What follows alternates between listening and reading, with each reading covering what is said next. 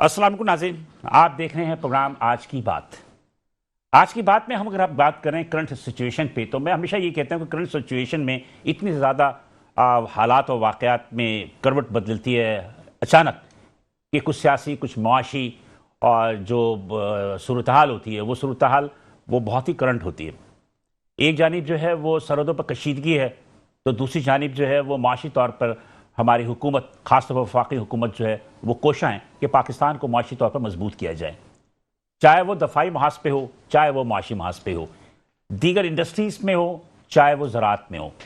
लेकिन अफसोस का मकाम यह है कि पाकिस्तान एक ज़रई मुल्क है और हमारी तकरीबन 70% जो हमारी जो मईशत है वो ज़राअत पर मुश्तमिल है। लेकिन ये कितनी बदकिस्मती की बात यह है कि आज पाकिस्तान के क़याम से आज तक हमने ज़राअत पे तवज्जो तो दी, बहुत ज़्यादा ज़राअत पे हमने सब्सिडी भी दी, ज़राअत पे हमने पैसे लगाने की भी बातें की, लेकिन हमने वो मकासद हासिल नहीं किए। सिर्फ चंद बरसों में शायद हम गंदुम में, कपास में या गन्ने में थोड़े से हम खुद कफील हो गए होंगे, लेकिन उसके बाद हमारी अपनी हिकमत अमली, अपनी पॉलिसीज़ इतनी नाक़िस रहीं कि हम एक ज़रई मुल्क होने के बावजूद आज हम बहुत सारे अजनास जो हैं वो बाहर से दरामद करते हैं। फ्रूट दरामद करते हैं, ड्राई फ्रूट्स दरामद करते हैं, बाज़ औक़ात तो हम सब्जियां दरामद करते हैं, जिसमें कि ख़ास तौर पे आज के करंट सिचुएशन है टमाटर की। आप देख लें कि टमाटर अफगानिस्तान से आ रहे थे, सरहद बंद हो गई, तो उसके बाद टमाटर का क्राइसिस पैदा हो गया। आज ज़रई मुल्क होने के नाते तो हमें टमाटर में या दीगर जो भी अजनास हैं हमारे ज़रई, उसमें हमें खुद कफील होना चाहिए था। गंदुम गुज़श्ता बरस शायद कि आपको याद हो कि हमारे किसानों ने वाफिर मकदार में गंदुम जो है पैदा की, बम्पर पैदावार थी। लेकिन हुआ क्या? हुआ ये कि वो गंदुम खुले मैदानों में पड़ी पड़ी सड़ गई, किसानों को बेपनाह नुकसान पहुंचा, हुकूमत ने खरीदारी नहीं की, बारदाने नहीं दिए, जिसकी वजह से जो गंदुम थी उस पर जो उगाने वाले किसान थे उन्होंने अपने कानों को हाथ लगाया और उन्होंने कहा कि आइंदा वर्ष जो है हम गंदुम की काश्त को कम कर देंगे। यही सूरत हाल दीगर अजनास पे हुई। बदकिस्मती की बात यह कि अभी हालिया 2025 में सैलाब आ गया और इस सैलाब ने रही सही कसर भी पूरी कर दी। इस सैलाब की वजह से हमारे ज़रूरी तौर पे काफ़ी नुकसान हुआ, चाहे वो पंजाब हो, सिंध हो, बलूचिस्तान, केपी हो, गिलगित बल्तिस्तान हो।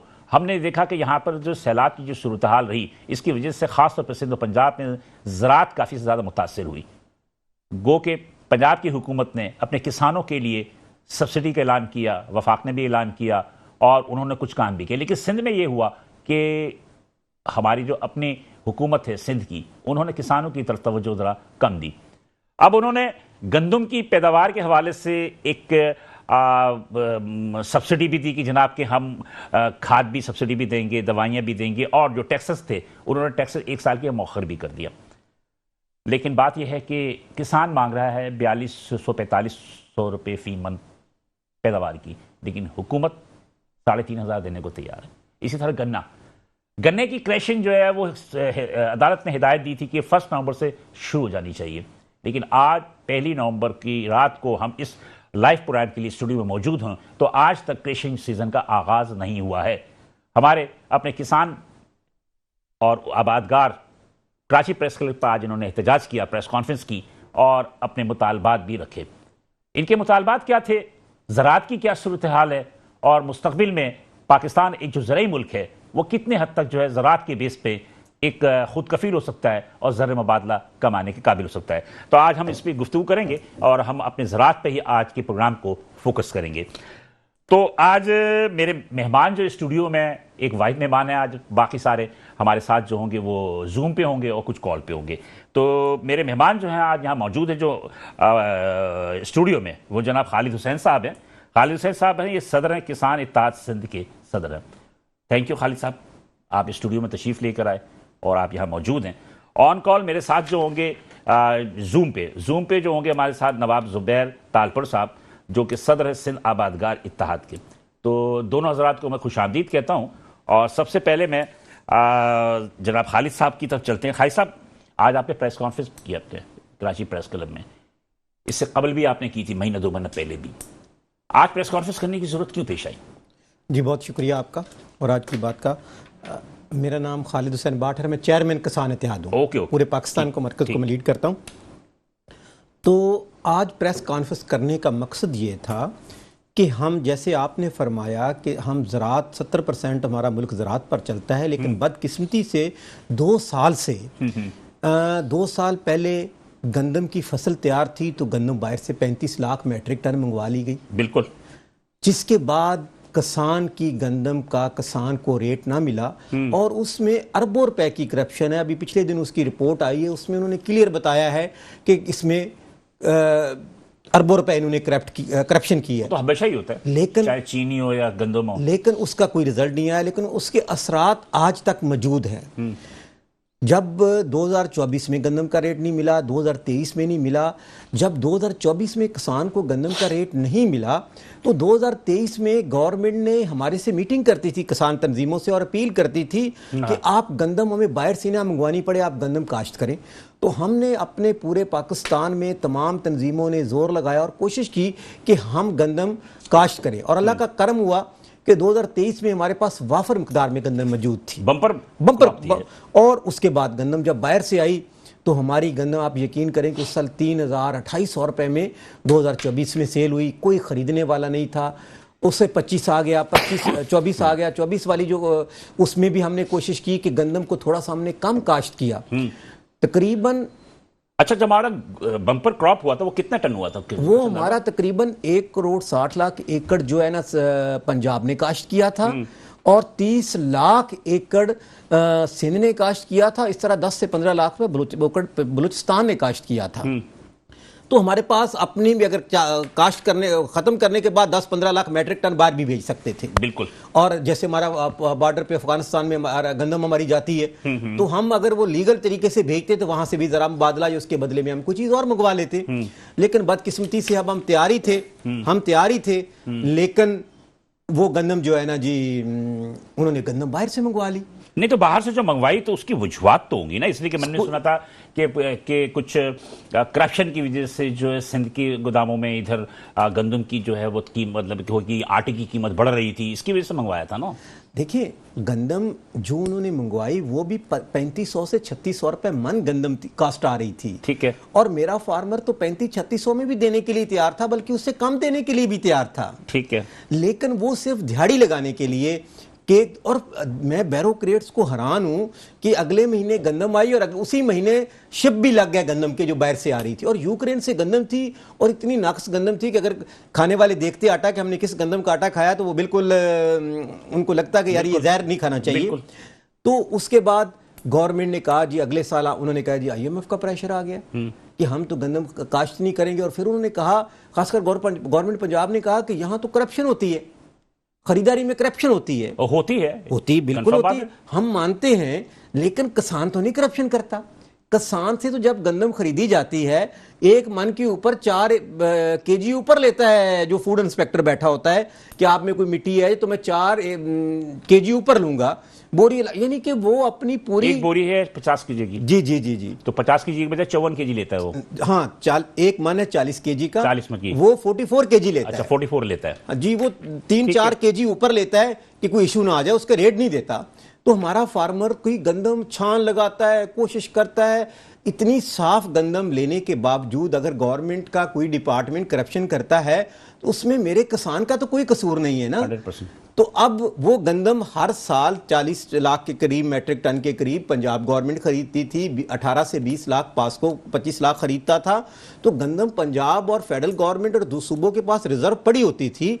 तो अगर अभी भी जो सिंध गवर्नमेंट ने कहा कि 12 लाख टन गंदम जो है हमारे गोदामों में है और 8 लाख टन जो है वो निजी, यानी कि फ्लोर मिल्स के पास है। जी। तकरीबन 20 लाख टन गंदम है जी, लेकिन नहीं है जो 8 लाख टन का वो बात करते हैं ना कि किसानों के पास या मिडिल मैन के पास पड़ी है जी। वो गंदम इसलिए नहीं कि पंजाब के किसान के बारे में भी ये कहा जा रहा है कि गंदम उसके घर में स्टॉक पड़ी हुई है, लेकिन हमारे यहाँ वंडा मिल रहा था 3800 रुपए का बैग, गंदम मिल रही थी 1900 की।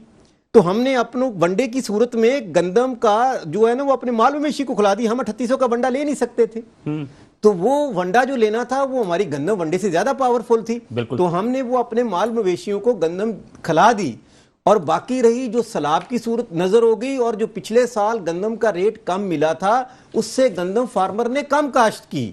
ठीक है, तो अभी भी मुझे जो लगता है इनको सीजन से पहले अभी 6 महीने बाकी हैं जी। इस साल 25 में कितनी गंदम होने की तवक्कुआत है? मेरे देखने में तो कम से कम 30 से 40 लाख एकड़ पंजाब में कम होगी, और 4 से 5 लाख सिंध में कम होगी, और बलूचिस्तान का तो हिस्सा ही 4-5 लाख। टोटल कितने लाख टन गंदम मतलब कि तवक्को कर रहे हैं बनिस्बत आपकी 24 के? मैं पिछली निस्बत के साथ 35% कम काश्त कर रहा हूँ। 35% कम? 35% कम। ठीक है, ये वजूहात सिर्फ ये है कि कीमतें नहीं मिल रही? कीमतें नहीं मिली या सैलाब है? नहीं, कीमतें नहीं मिली, और एक सैलाब की भी बड़ी है। 35 लाख एकड़ पे खड़ी फसल तबाह हो गई है, और उसको तैयारी करने में अभी 2 से 3 महीने लगेंगे, जो उसमें मट्टी में आ गई है, नाले उसके खत्म हो गए हैं, तो उसको तैयार करने में भी अभी महीना से 2 महीने लगेंगे। गंदम तो फर्स्ट। गन्ने की क्या सूरत हाल है? गन्ना, आप यकीन करें कि गन्ना इस दफा बारिशें हुई पंजाब में, हमारा गन्ना टाइम से पहले तैयार था, और हम 1 नवंबर पंजाब और सिंध दोनों तैयार बैठा था फार्मर के शुगर मिले चले, और हम गन्ना मेरे ख्याल में अदालत ने हुक्म भी दिया था, जी बिल्कुल, 1 नवंबर को क्रैशिंग का आगाज हो जाना चाहिए। जी बिल्कुल हो जाना चाहिए। लेकिन 2 साल से बदकिस्मती से 2 साल पहले केन कमिश्नर हमारी गंदम का रेट डिसाइड करता, गन्ने का रेट डिसाइड करता था, और रेट किस तरह डिसाइड होता था कि उस दिन चीनी का रेट निकालते थे कि चीनी का रेट क्या है। चीनी अगर 130 रुपए थी चीनी, तो हमारे गन्ने का रेट ये 400 से लेके 450 रुपए मन निकालते थे। जबकि उसमें से चीनी के अलावा भगास निकालते हैं, शीरा निकालते हैं। मैं कहता हूं कि अल्कोहल की हर फैक्ट्री में अल्कोहल लगा हुआ है, जो उसमें से कचरा निकलता है, उससे ये आईपीपी वाले बिजली बनाते हैं। बिल्कुल सही कह रहे हैं। एक उसके फोक से जी 4 चीजें जो है ना, 4 से बल्कि पलाई जो होती है 5 से 6 चीजें गन्ने, चिपबोर्ड वगैरह भी तो बनती है, चिपबोर्ड भी बनता है ना इससे। तो हम तो हैरान है कि उससे 5 चीजें भी निकाल रहे हैं। हमें जो है ना चीनी अगर 135 केजी है तो चलो 400 रेट 450 है, आज चीनी 210 रुपए है, 210 से 240 रुपए, 30 रुपए, 35 रुपए इस तरह चल रही है। लेकिन बदकिस्मती देखें कि आज तक कोई रेट डिसाइड नहीं है, कोई गवर्नमेंट ने हमसे राब्ता नहीं किया। गवर्नमेंट शुगर मिलों ने, गवर्नमेंट कहती शुगर मिल जितनी की गन्ने खरीदे वो उसकी मर्जी, हम उसमें आपके बीच में नहीं आएंगे। अरे भाई, आपके हमारे बीच में नहीं आएंगे तो हम तो इतने ताकतवर लोग नहीं है कि शुगर मालकान से हम लड़ सकेंगे। मैं जरा जुबैर साहब की तरफ भी चलूं ताकि फिर वो भी, उनको भी शामिल एक साथ गए। जुबैर साहब, आप साथ हैं ना? जी नवाब साहब आप मेरे साथ हैं ना? जी बिल्कुल साथ हूँ जी। ये जो बात कर रहे हैं जनाब खालिद साहब, इसकी बात को आप ऑन करेंगे? नहीं, बिल्कुल ऑन करते हैं इस बात को। हमारे साथ सिंध में तो बहुत बड़ी ज्यादती है। देखिए ना, हमारे पास तो जो मिले हैं हुक्मरानों की मिले हैं। अच्छा, इसके साथ जब हम गन्ना देते हैं तो हमें कहा जाता है कि ये अप्रूव्ड वैरायटी नहीं है। थोड़ा आवाज बढ़ाइएगा। उस पे डिडक्शन होती हैं। मेरी आवाज आ रही है आपको? जी आ रही है। जी बोलें। आज ये जो वैरायटी है ये अप्रूव्ड वैरायटी नहीं है, उस पर डिडक्शन करते हैं। 10%, 15%, 20-25% तक डिडक्शन होती है। ये मकसद ज्यादती, हद से ज्यादा ज्यादती होती है। पहले जो था, आज से 10 साल पहले शुगर सेस के पैसे जमा किए जाते थे, अब भी काटे जाते हैं। हमारे गन्ने में से शुगर सेस के पैसे काटे जाते हैं। ये डीसी साहब के पास जमा होते हैं। पहले उनसे जहां सड़कें इंटीरियर में होती थी, जहां गन्ने होते थे वहां पे सड़कें बनाई जाती थी उन पैसों से, मगर अब उन पैसों का कोई पता ही नहीं है। इनकी जो नायल देखे ना, इन्होंने 3 महीने पहले इन्होंने कब कहा कि पासमा ने कहा कि हमारे पास चीनी है, इसको एक्सपोर्ट कर दिया जाए जी। तो गवर्नमेंट ने डिसाइड किया 3 लाख टन एक्सपोर्ट करते हैं। देखिए, ऐसी गवर्नमेंट नालायक गवर्नमेंट है कि उन्होंने अपने स्टॉक्स चेक नहीं किए। इन्होंने ये देखा नहीं कि ये कल शॉर्टेज हो जाएगी तो कंज्यूमर को कितना नुकसान होगा। अरबों रुपए का कंज्यूमर को नुकसान हुआ है। जो चीनी बेचारे वो 120 रुपए में खरीद रहे थे, आज आप खुद कह रहे हैं कि 230, 235 की चीनी खरीद रहे हैं। ये अरबों का टीका लगा है कंज्यूमर को। ये तो 300 अरब कह रहे हैं, मगर ये तो 700-800 अरब से भी ज्यादा पैसे बनते हैं। तो उसके बाद इन्होंने कहा 2 महीने के बाद कि अब चीनी मंगानी चाहिए। फिर 3 लाख टन जो इन्होंने एक्सपोर्ट की, 3 लाख टन इंपोर्ट की है चीनी। वो 3 लाख इंपोर्ट हुई, उसमें से काफी आ गई, बाकी 80,000 मेट्रिक टन वो 2 दिन पहले कराची में पहुंची है। जी बिल्कुल। अब आपको जब कोर्ट के डायरेक्शंस हैं, जब कोर्ट ने कहा है कि आप मिलें 1 तारीख को चला लें, तो चीनी मंगाने की क्या जरूरत थी? कम से कम जो फायदा होना था तो लोकल को।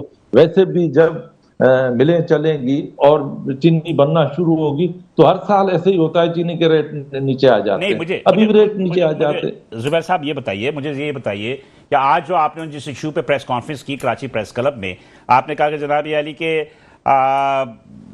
क्या आपने डिमांड किया कि आपको गन्ने के क्या रेट चाहिए और गवर्नमेंट आपको गन्ने के रेट क्या दे रही है? देखें, लास्ट ईयर 120 की चीनी का रेट था तो हमें गन्ने के मिले थे 400 से 500 रुपए तक रेट गया था, 600 भी गया था जी। अभी जो 200 से ऊपर है रेट, तो हम कहते हैं कम से कम 600 तो मिनिमम सपोर्ट प्राइस अनाउंस करें ना। गवर्नमेंट आपको कितने में दे रही है? गवर्नमेंट क्या दे दी है आपको? गवर्नमेंट तो कोई अनाउंस ही नहीं किया। वो तो आईएमएफ का बहाना करते हैं कि आईएमएफ हमें रोकती है कि आप मिनिमम सपोर्ट प्राइस अनाउंस नहीं करेंगे। इसमें आईएमएफ का क्या जाता है? आईएमएफ ने दिन को इंपोर्ट से भी रोका था कि चीनी की इंपोर्ट जो है उसमें भी रोका था, जिसमें उन्होंने आधा जो चीनी मंगाई, आधे को उन्होंने कैंसिल कर दिया। लेकिन बहरहाल इस वक्त जो सूरत हाल है कि अदालत ने भी ये वाज़ेह तौर पर अहकाम दिए थे कि 1 नवंबर से क्रशिंग का आगाज हो जाना चाहिए, तो 1 नवंबर से क्रशिंग का आगाज नहीं हुआ। सिर्फ सिंध में नहीं हुआ या पंजाब में भी नहीं हुआ?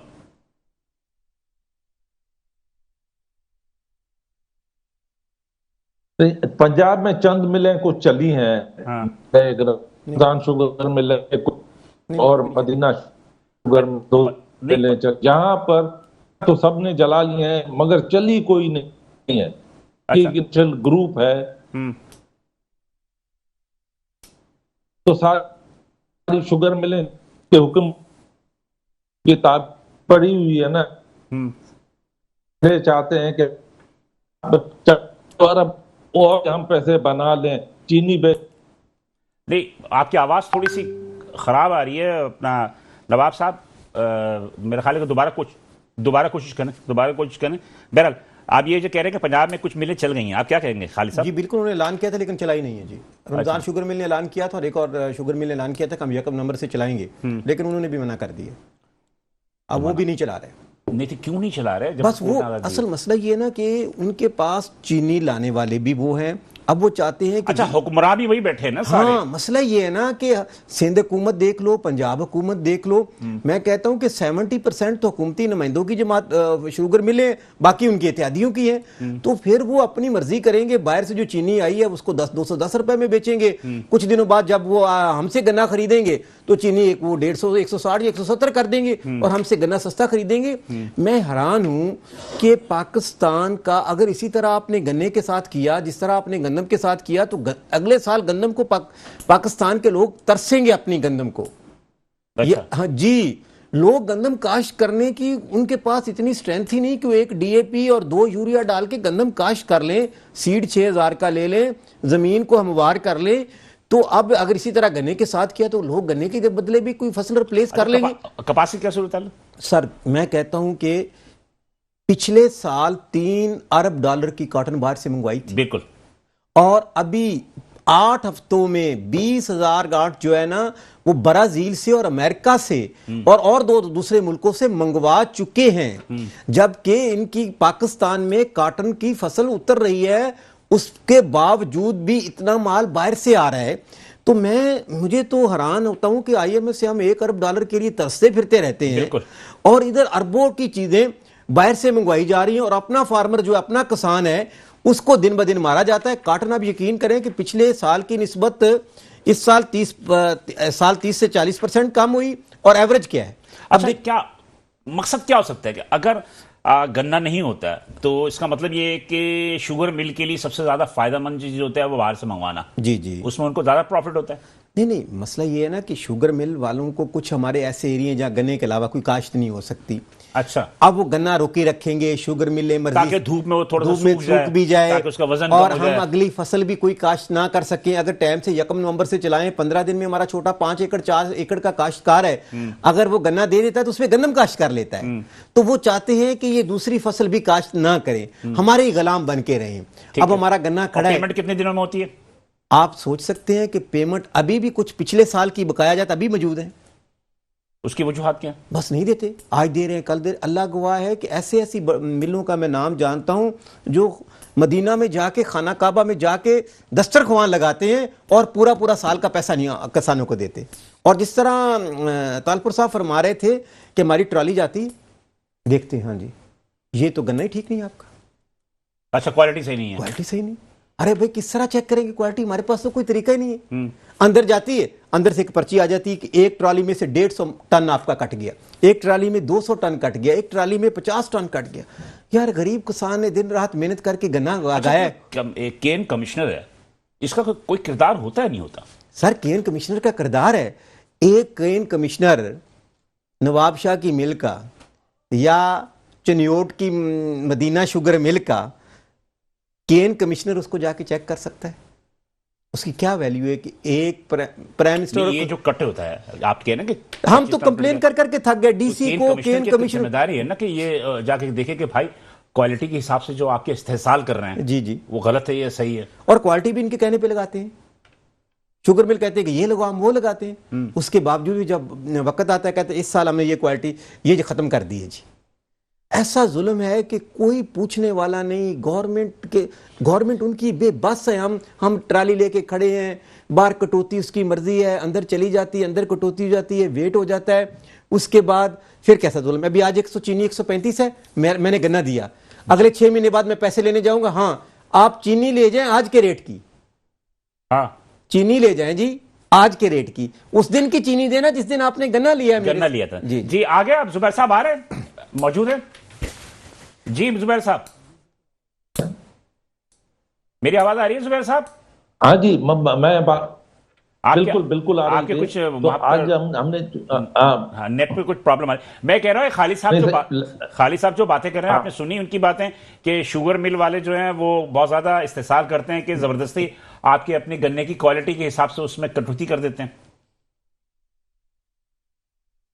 बिल्कुल सही डिडक्शन होती है, जैसे मैं आपसे कह रहा था डिडक्शंस भी होते हैं, वैरायटी के नाम पे टूट मार किया जाता है। बिल्ड तो सही मकसद है, वो मिले अपनी मर्जी से करती हैं, भले 6-8 मिले अपनी मर्जी से करेंगे, वो बैंकों में पैसे रख लेंगे, उस पर भी वो इंटरेस्ट बनाते रहेंगे।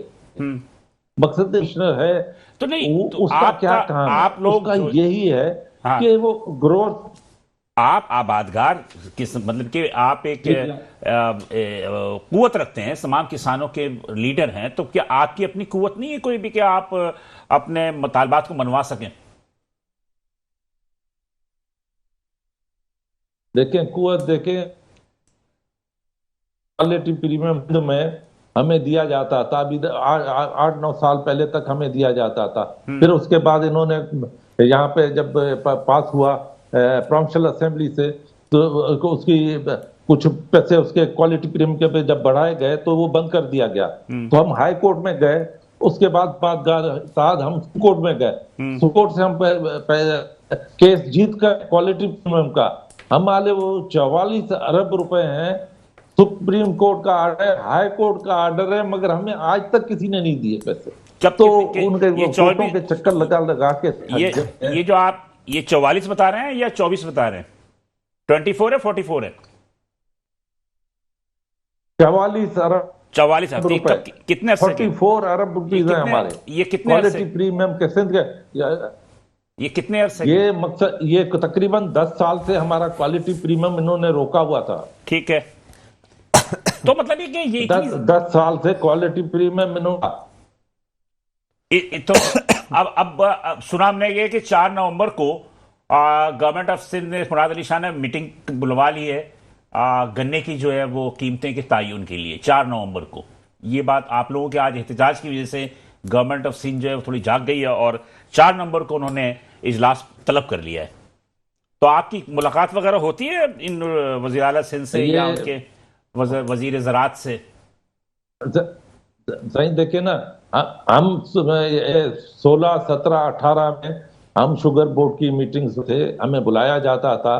फिर 17, 18 में जो गन्ने के क्राइसिस हुए, जब मिले इन्होंने जनवरी में चलाई, तो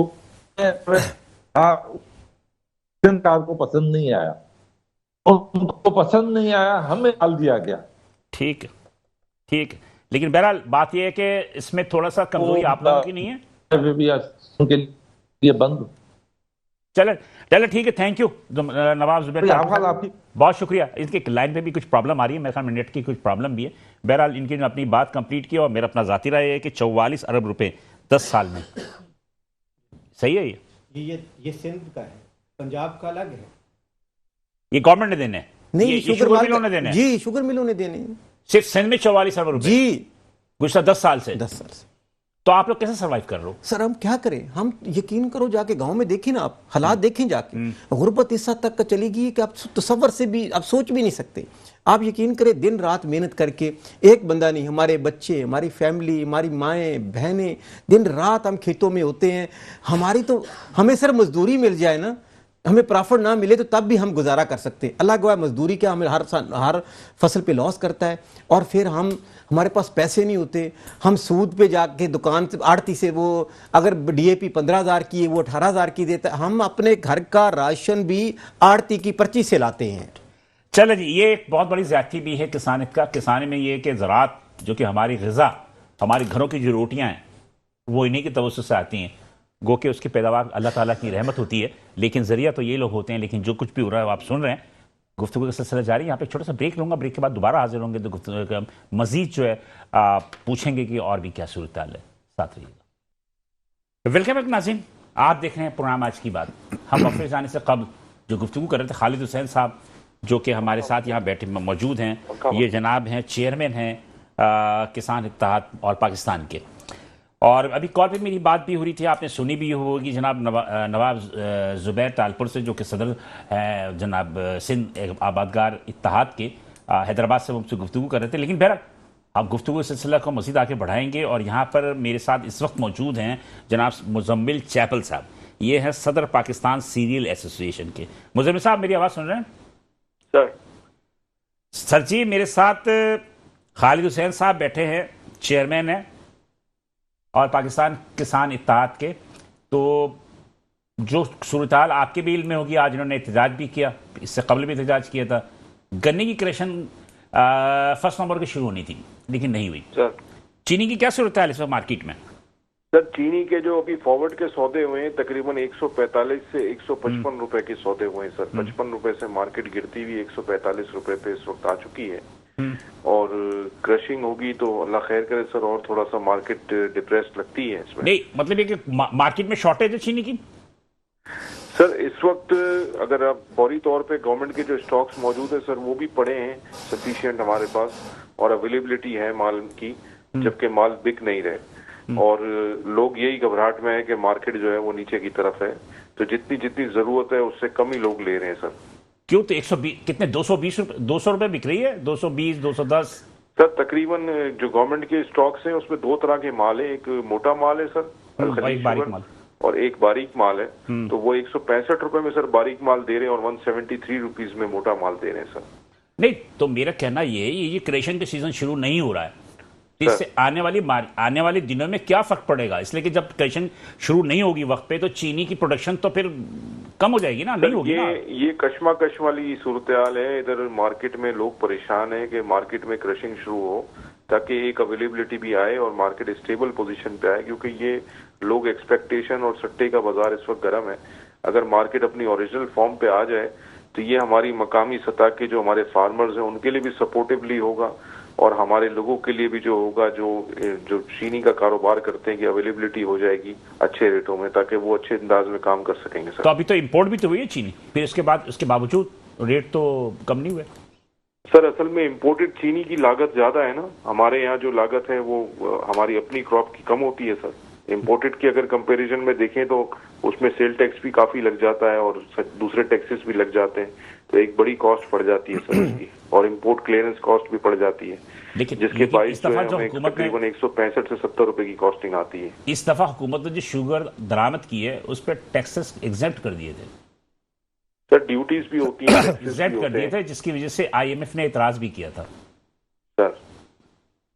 तो फिर भी इसके बाद तो रेट तो कम होने चाहिए ना सर लेकिन ये कि गवर्नमेंट जो है कॉस्ट बेसिस पे दे रही है ना सर, उसमें सब्सिडी नहीं दे रही ना गवर्नमेंट। अगर सब्सिडी देगी तो सर कम कर सकती है, आईएमएफ की वजह से मार्केट अगर मुसम्मिल साहब अगर मार्केट में 210 रुपए चीनी बिक रही है तो आपके पास चीनी जो मार्केट में होलसेलर्स को कितने में मिल रही है? सर 175 रुपए की मार्केट में मिल रही है। ट्रक के हिसाब से जो सौदे हो रहे हैं ना 173 में गवर्नमेंट दे रही है, तो सर 1-2 रुपया मार्जिन रख के 175 तक वो देते हैं। हाँ। तो सर इसमें ये होता है कि जो थैली लगती है, जो मतलब एक दुकान का प्रॉफिट होता है 5 रुपए, 185 में भी सर अवेलेबल है। टैक्सेस तो आप लोग पे भी है ना? है सर, टैक्सेस तो आप लोगों पे भी है ना, सेल्स टैक्स वगैरह? जी सर, वो तो टैक्स लग के ही सर आगे जाता है ना, वैसी बात। तो मतलब इसकी वजह से वो महंगी होती है। होलसेल मार्केट में 190 रुपए बिक रही है, 195 बिक रही है।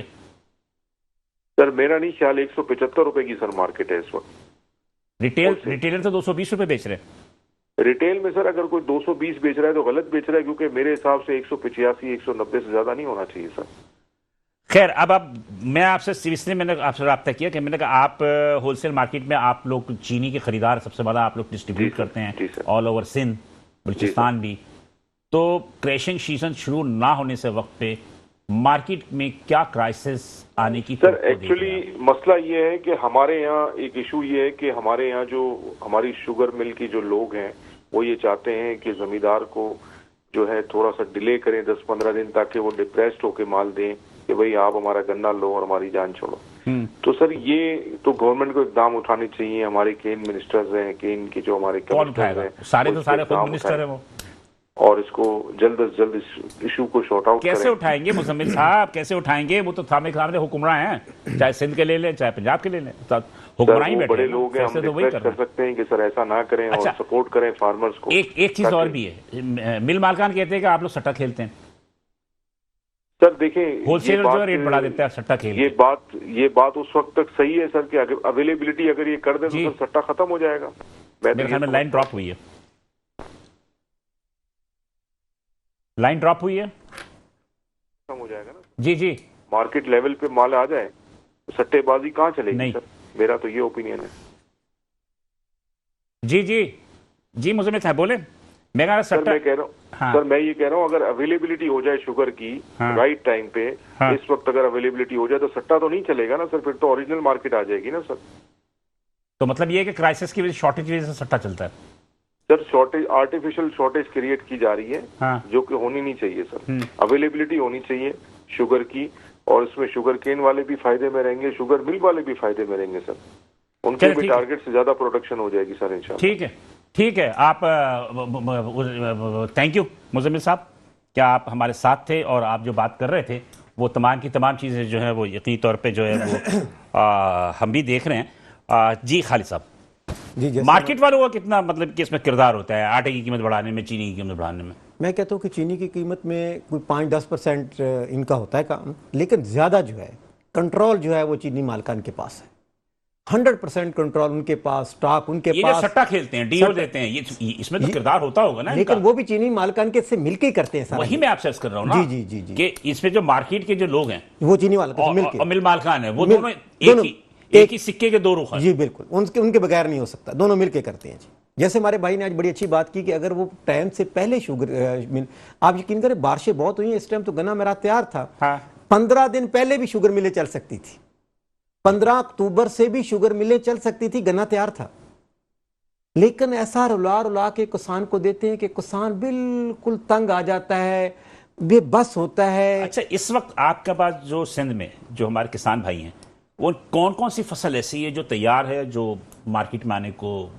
हमारी इस टाइम कॉटन की फसल तैयार थी, और कॉटन कितना हुआ इस दफा? कॉटन सर पिछले साल की निस्बत 30% कम हुआ है। मतलब इनको इंपोर्ट करना पड़ेगा? कर रहे हैं सर, अभी 8 हफ्ते के अंदर 20,000 गांठ जो है वो ब्राजील से और अमेरिका से मंगवाई इस 8 हफ्तों में। हमारे यहाँ कितनी गांठ हुई हैं? हमारे यहाँ भी कोई अभी इसका कोई फिगर सही नहीं हो रहा कि जब टोटल आएगी तो उतरेगी तो कॉटन पता लगेगा कि एवरेज क्या आ रही है। अच्छा। एवरेज बहुत कम आ रही है। मसला ये है कि हम 35 से 30 मन एवरेज पर एकड़ लेते थे, लेकिन बदकिस्मती से क्लाइमेट चेंज है, सीड हमें उस क्लाइमेट चेंज की वजह से कोई प्लानिंग करके या वर्किंग करके दिया नहीं जा रहा, जिसमें एवरेज 10 मन से ऊपर नहीं है। और हमारा पड़ोस मुल्क है वो 50 एकड़ एवरेज ले नहीं, मैंने भी ये सुना कि जनाब हमारे किसान भाई भी है, आप दूसरे लोग हैं, जो काश्तकार हैं वो जदीद टेक्नोलॉजी इस्तेमाल नहीं कर रहे। सर हम जदीद टेक्नोलॉजी क्या इस्तेमाल करें? हमारा तो एक सीड ही नहीं मिल रहा।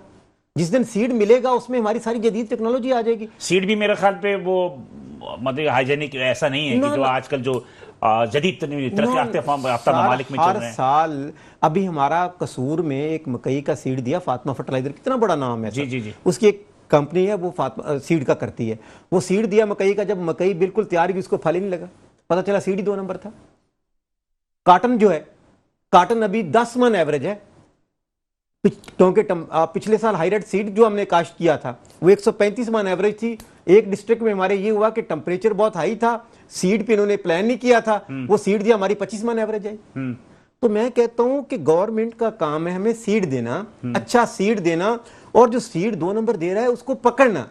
सीड वाले हम कंप्लेन करते हैं, सर जी ये सीड हमारा, कब कंप्लेन करते हैं? जब 6 महीने बाद हमारी फसल उतर आती है, हम 0 पे आ जाते हैं, हम कहते हैं जी इसने दिया है सीड, उसके मुंशी को पकड़ते हैं, 10,000 रुपये जुर्माना किया। हमने लाखों रुपए अपनी फसल पे अखराजात कर दिए और 10,000 जुर्माना करके मुंशी को छोड़ दिए। तो मैं हैरान हूं कि इस मुल्क ने, हमारा पड़ोस है, यकीन करो 50 मन कॉटन ले रहा है, 70 मन गंदम ले रहा है। वो सीड खराब हो गई मकई की जी, तो गवर्नमेंट ने क्या एक्शन लिया? कुछ नहीं एक्शन लिया। बल्कि वो मैंने फातिमा फर्टिलाइजर वालों की कॉल आई, उन्होंने धमकी लगाई कि अगर आप हमारे खिलाफ बात करेंगे हम आप पे पर्चा कटवा देंगे।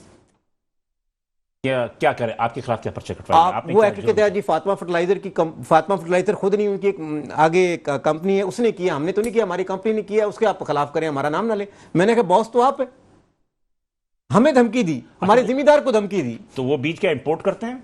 सर बीज वो 2 लोगों से लेके आगे देते हैं। अच्छा, उसको खुद तजर्बा नहीं करते? कोई तजर्बा नहीं विदाउट सर। ऐसा है कि अपनी मर्जी से कंपनियां सीड बना रही हैं, कोई जो हमसे मकई ली, कॉटन ली, उसी को उसका सीड बनाया, वो हमें वापस दे दिया, उस पर कोई काम नहीं किया। हमने प्राइम मिनिस्टर से भी हमारी मीटिंग थी पिछले दिनों, हमने मिनिस्टर राना तनवीर साहब से भी मिला, क्योंकि सीड जो है ना फेडरल सब्जेक्ट है। जी बिल्कुल। हमने उनको ये रिक्वेस्ट की कि राना साहब आपने अगर इस मुल्क, आप यकीन करें कि इस टाइम इंडस्ट्री चल सकती, बिजली महंगी है, कुछ नहीं चल सकता।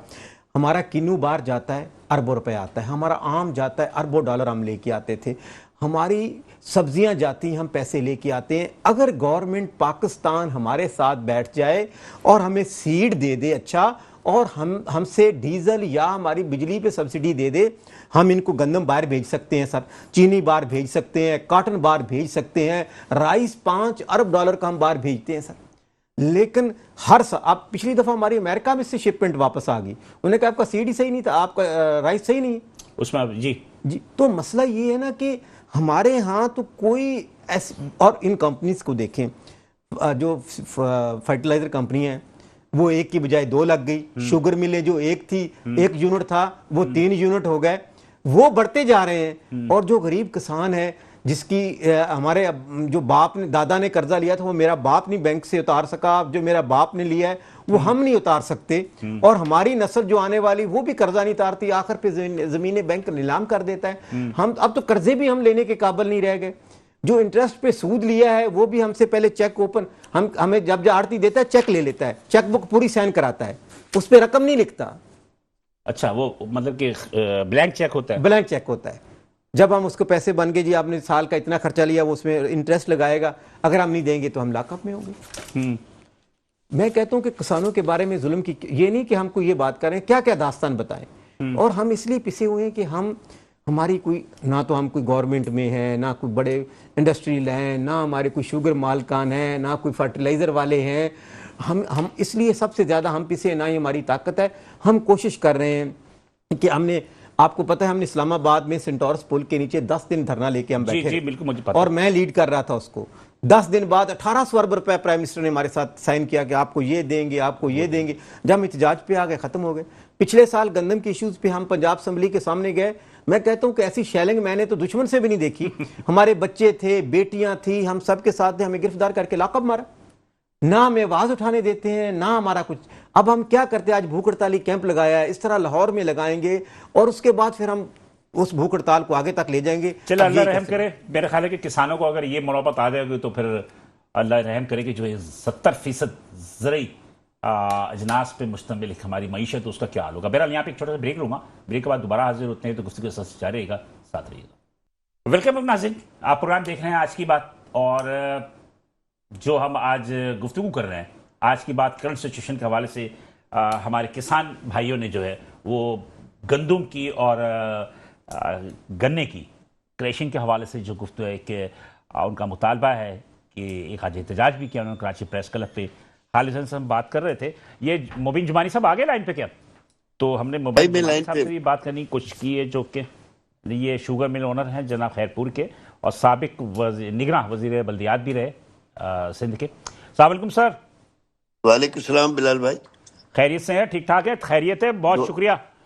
मुझे अंदाजा हाँ, ये मुबीन जुमानी साहब हमें अमेरिका से जो है ज्वाइन किया है इन्होंने, और अमेरिका में जी जुमानी साहब मेरे साथ जो है वो किसान इत्तेहाद के सदर चेयरमैन भी बैठे हुए खालिद हुसैन साहब भी स्टूडियो में। जी ये क्रशिंग सीजन 1 नवंबर से शुरू होनी थी, क्यों नहीं किया आप लोगों ने? भाई देखिए, मेरी अर्जी है कि जब आपसे मेरी कल बात हुई थी तो फिर मैंने लेटेस्ट अपडेट भी ली।